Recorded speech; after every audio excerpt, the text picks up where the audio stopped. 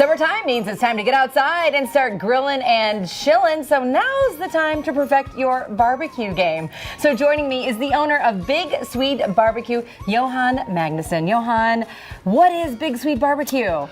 Big Swede BBQ is I think, spreading the joy of cooking outside companies. So we do cooking classes, we do barbecue events, we help grill companies with videos, recipes, and then we have our own line of barbecue rubs. And the purpose is teaching people how to cook better food outside. You are so passionate about sharing your knowledge with people who want to learn. Why is that important to you? I have a background as a corporate trainer, and I think there's something magical happens when you teach people things that they didn't think that they could do.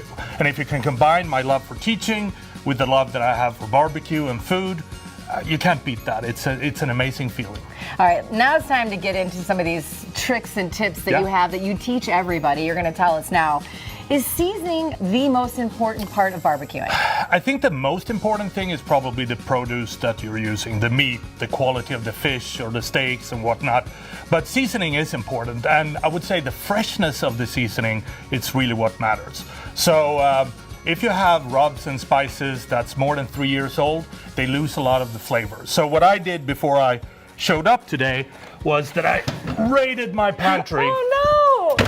And this is sad, this is pathetic. I took all the rubs and seasonings that were more than 3 years old, and they're gone. This is what I found. Wow. They still taste like rubs and seasoning, right. but they're bland. They don't have the same power. Do you prefer working with a gas grill or using charcoal? I think it depends. I like both. I like the practicality of a gas grill, but I also like the flavor of charcoal. And then you have pellet grills as well, where you use wood pellets to fuel the fire. Right. And I think it's about knowing your grill, how it cooks, and be happy with what you have. And to be honest, you can have both. Are there any gadgets that we should have to go along with our perfecting our grilling? I brought 3 that I think every griller should have. And the first one is a good thermometer. The most common question that I get at every cooking class that we do is how long do we cook it? Yeah. And when it comes to brisket, you never know, because it depends on the size of the meat, what kind of grill you have, the temperature, the altitude. So I always tell people, don't cook to time, always cook to temperature. I love when I bring my friends over to show off a little bit. So you want those perfect grill marks. These are called grill grates, and what you do is you place them on top of your regular grates.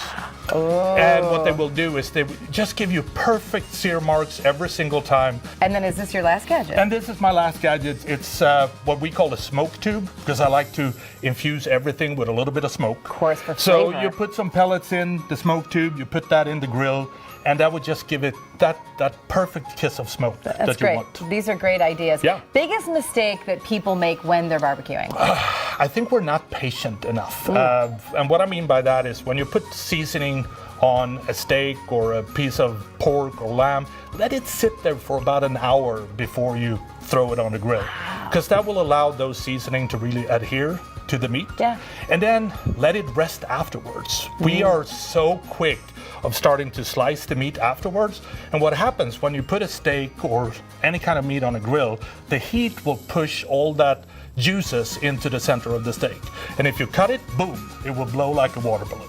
And that's when you get all those juices on the cutting board. Right. Let it sit for 7 to 8 minutes before you slice into it. If you cook a brisket, you want to let it rest for 3 to 4 hours. Great information. Thanks so much, Johan. Thank you.